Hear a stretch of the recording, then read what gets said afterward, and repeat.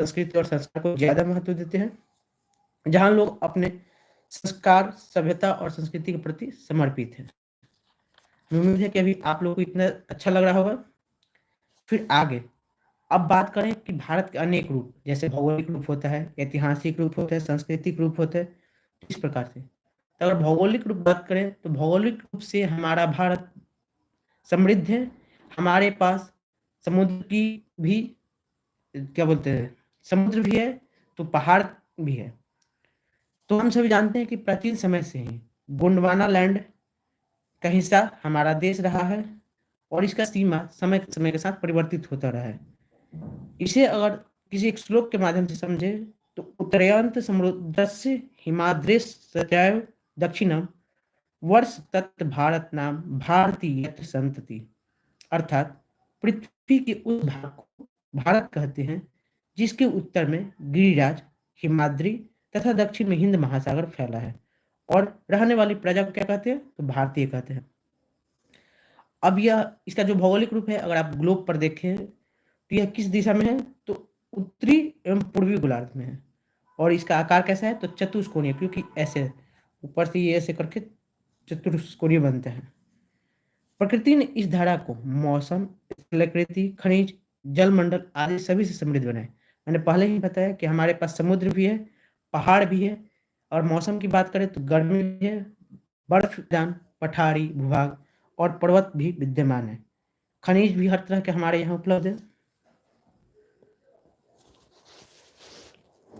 इसी धारा में खनिज के विद्यमान होने के कारण, इस धारा में खनिज के विद्यमान होने के कारण ही विदेशी आक्रांताओं की कुदृष्टि हमारे प्राचीन धारा पर पड़ी, जिसके कारण यहाँ पर अपार भंडार के कारण ही इसे सोने की चिड़िया कहा जाता था।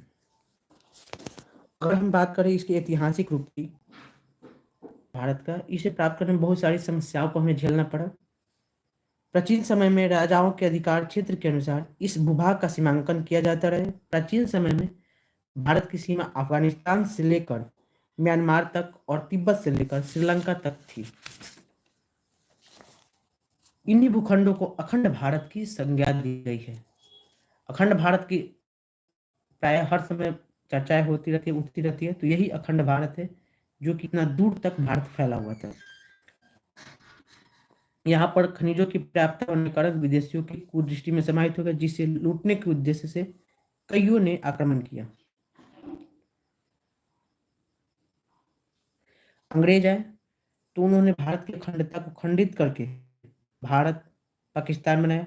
उस पाकिस्तान के साथ बांग्लादेश भी बना और अफगानिस्तान भी अंग्रेजों के द्वारा जो अलग कर दिया गया था।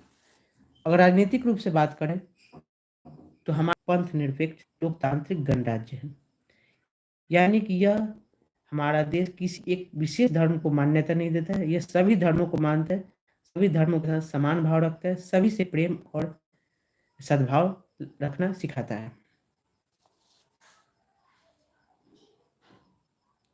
न्यायपालिका अगर करें, यह जो व्यवस्था है इसको 3 भाग में बांटा गया है: न्यायपालिका, विधायिका और कार्यपालिका।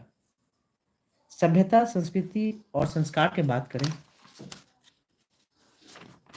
इसमें भारतीय संस्कृति सदैव सभ्यताओं में से एक हड़प्पा की सभ्यता अखंड भारत में ही विकसित हुई थी। तो इस बात से हम अंदाजा लगा सकते हैं कि हमारी संस्कृति कितनी प्राचीन रही है, कितनी धनी रही है। और भारतीय संस्कृति को विश्व की सभी संस्कृतियों की जननी कहा जाता है।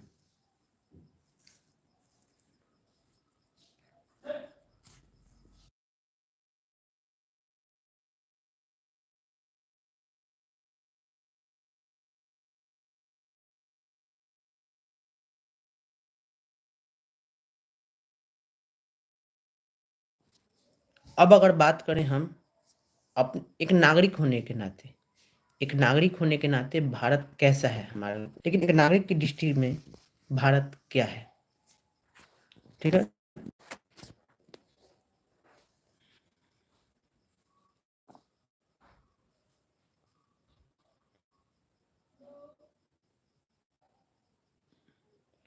चलिए देखेंगे नागरिक की दृष्टि से। भारत हमारे लिए सिर्फ विश्व के मानचित्र पर स्थित